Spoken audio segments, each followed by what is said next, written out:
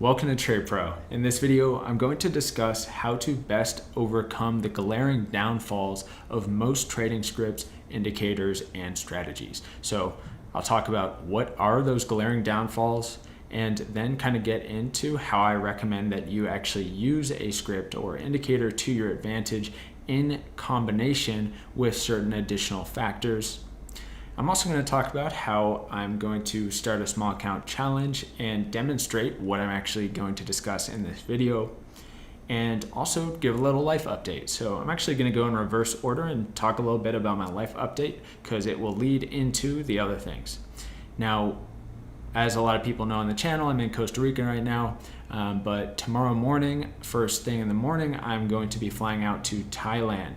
It's going to be 38 hours of flights and layovers, but the reason I'm telling you is because when I arrive in Thailand, I'm going to have a 15-day quarantine where I cannot leave my hotel room.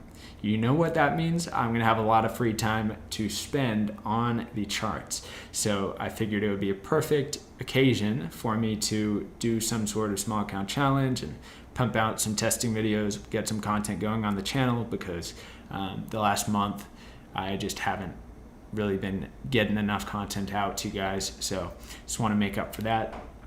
One of the issues is that I don't have my proper computer set up. So, I'm used to having all the multiple big monitors and a really fast, nice PC, but I've been using just my little laptop. So it's a little bit less efficient and not as easy for me to balance my personal trading with the channel content and the Patreon questions and Discord questions and stuff, all from my laptop with just one small screen.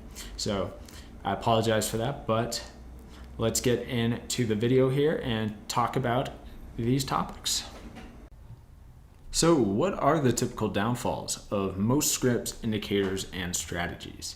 Well, the main thing is that they just simply have an extremely hard time holding up consistently across multiple pairs, markets, and time frames. You can end up fitting it to a certain pair and time frame with great results, but then when you test it on another pair, market, or time frame, those results just aren't nearly as good.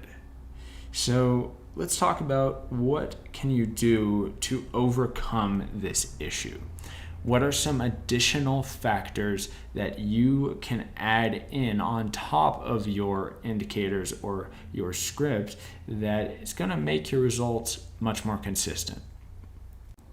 Well, with any strategy, it's going to be extremely difficult to keep it 100% objective and keep its ability to be accurately coded into an indicator or script while still having it produce great results across many time frames and pairs. It's going to be extremely helpful to add in additional outside analysis in order to get something that's really noteworthy that will work across multiple pairs and sets of price data and or time frames. Quickly, while I am on this topic, I do need to mention overfitting. And it's a really common thing when talking about testing a strategy on historical data. Now, the best way to overcome overfitting is to test on sufficient amount of price data or test the strategy enough times for enough trades. So 100 trades is not nearly enough to keep the strategy from being overfit to a specific sample size of price data. So the more, the better. The more that you have tested, the lower the chances that your strategy has been overfit to a specific sample size of price data. But I just wanted to say that that is not the main point of this video, but I can't do this video without mentioning overfitting at some point and how to avoid, or the number one way to avoid overfitting. So on to the rest of the video now. So I will just list off some additional factors you can consider adding in to improve results and make a script or indicator more versatile.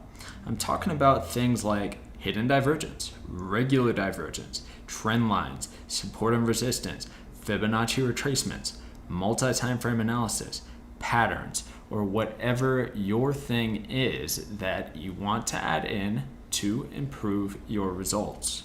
One thing that is a must with these additional factors is that you are able to use them in a consistent rules-based fashion as to keep the balance between a 100% objective codable trading system and something that still produces great results across multiple timeframes and markets. So now, specifically for people who are using trading scripts like the ones that are available on the Patreon page, I want to make sure that they are used as intended, and that is as a luxury tool that gives you alerts to potential opportunities in the market and allows for efficient backtesting. So I don't want people using them as a sort of stand-alone magic pill to trading profitably, because that's not what they are. And I have seen some people who maybe seem to have believed that that's how they were presented, but I did make sure in both the Ichimoku script video and in the most recent script video to say straight out that, hey, this is just a luxury item and it's not going to help your trading profitability very much. It is only a tool that can be used it's a luxury item. It's not necessary. And, I made this very clear in the videos, and I think some people didn't hear me out on that, so that they were thinking that it would be some, magic thing, and that's not the intent at all. So that's why I wanted to say this in the video here, and just reiterate it for the third time. And also give some, more insight onto how I want people to use it. Like I did in the Ichimoku video, Ichimoku script video, where I did talk about the intended use for it to be used in conjunction with additional factors in the market. So I think that is pretty much it for talking points, but I want to just kind of go over what I am actually talking about here with additional factors. So we can just go through some examples here on the chart where the script gives a signal, and then we can look for additional factors that may signal us to a more high probability entry. Okay? All right, so time to show actual examples of using additional criteria to greatly improve your results. So what I've done is find the worst period of losers that I could find, and I'm on the 1 hour time frame of euro against the US dollar. And of course, I am going to be picking hidden divergence because that is what I use. That's my thing. So let's go over each one of these losses and see if we can save ourselves by adding in the criteria for needing hidden divergence before we get our entry signal. So on this one, we're going to be looking down here at this pullback and the RSI, and we're going to be comparing it to the pullback here before the long signal that we get up here. Was there hidden divergence in play? Well, there wasn't, so we would not be allowed to take this long signal. So now let's look over here. We get a short signal. And do we have hidden bearish divergence if we're comparing the pullbacks here to this pullback, which would, potentially we'd be looking for it to continue downwards if we get a short signal. But did we have hidden divergence before we got this short signal? So we'd be looking to this candle right here. And where's the RSI?